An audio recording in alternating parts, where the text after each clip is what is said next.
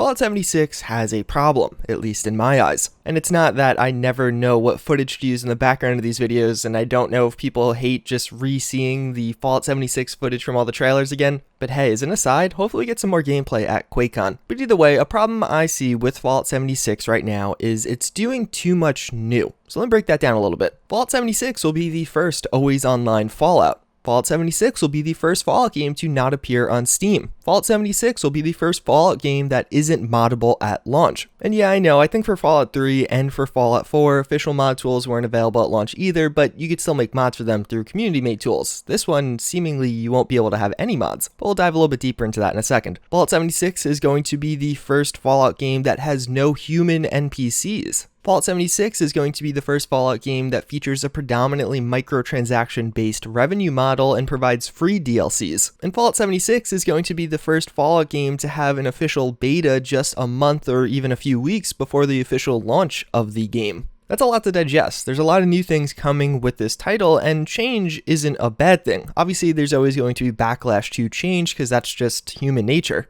But I think as we found out more and more of what was new and different with Fallout 76, people weren't always excited about that. Even the core audience, even the people open to change were just like, well, that's not a benefit to me. That's only going to make my experience a little bit worse. For me personally, that came at no human NPCs. I don't really see a good reason this game couldn't have had human NPCs outside of just they didn't want to create a story based around them. Imagine everything you've seen for Fallout 76 thus far, all the gameplay, all the combat, except in the mix there'd be a few traveling merchants. When you went to certain towns, you'd find them like towns in Fallout 4 with human NPCs walking everywhere. You still got quests from human NPCs and interacted with other human NPCs throughout the quest. Maybe I'm on an island here, but I feel like that actually would have been pretty okay. If the questing experience of Fallout 76 was fairly similar to how it was in Fallout 4. You get a quest from a human NPC, go somewhere, do something, and then turn that quest back in a little while later. I really just don't think the presence of human NPCs in Fallout 76 would have made my experience significantly worse. Yeah, I understand the idea of every time you see another group of humans, you're going to be scared now because you don't know how that interaction will play out. But that still would have been the case. Even if there's a few traveling merchants that I immediately could recognize as traveling merchants, when I see a group of players in any online game, I might kind of get scared because you really don't know what they're going to do. And the whole not on Steam thing, that's going to be a big deal for a lot of people. Although I think I understand why Bethesda has done this. If you missed the news just yesterday, Bethesda updated the beta FAQ, and in that included that Fallout 76's beta and the full game will not be present on Steam. They clarified this later on a PC Gamer article. I actually speculated this like a month ago, so hey, giving myself credit where credit's due. The reason they're doing this is because Steam typically takes a 30% cut on transactions. And the reason I really see them doing this time around is if you actually look, Fallout 76 is going to be a microtransaction based model. A lot of their revenue will probably be garnered through microtransactions over the year or 2 years following the game's release. Steam getting a cut of all of that is not something they want, and it's going to probably take a bigger bite than compared to Fallout 4, where people just kind of bought the base game and weren't throwing as much money at it. I don't personally feel super strong about this issue, but in the hours following that news, a lot of people are like, all right, I'm not buying the game. We'll see if that pans out or not, but either way, again, it kind of just goes back to this problem with they're trying so many new things. A lot of people were already pretty wary about an always online Fallout, but the nail in the coffin for many of them was simply it not being on Steam because they don't want to deal with Bethesda.net's launcher. And then the mods thing. This obviously hits pretty close to home for me because my channel is based largely around Fallout modding, but Fallout 76 will be unique in that mods will only be available through online servers, and specifically private servers.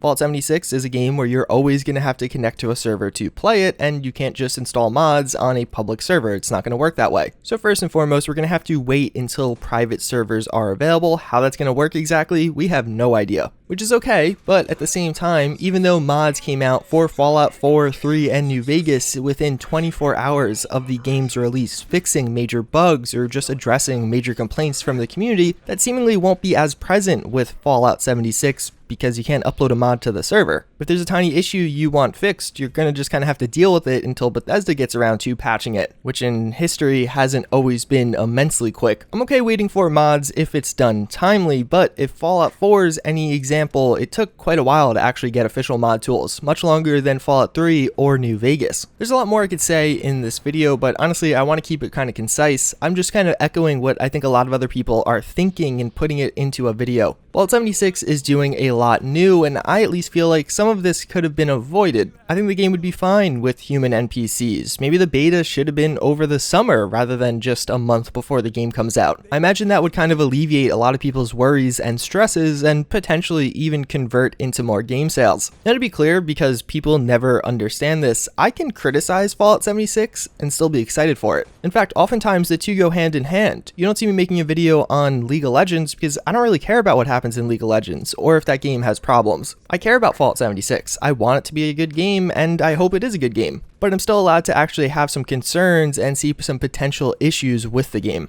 Either way, that's pretty much going to wrap it up for this video. I would love to hear what your guys' opinions on all of this are in the comments down below. It's going to be an interesting couple of weeks surrounding Fallout 76 news and updates as we hopefully get a lot more information at QuakeCon, and I will make sure to cover all of that. But with this most recent news of it not being on Steam, how do you feel? Was this the final nail in the coffin for you, being the straw that broke the camel's back? I'd love to hear your opinions down below, but with that, I thank you all for watching again, and I hope to see you all next time. Later.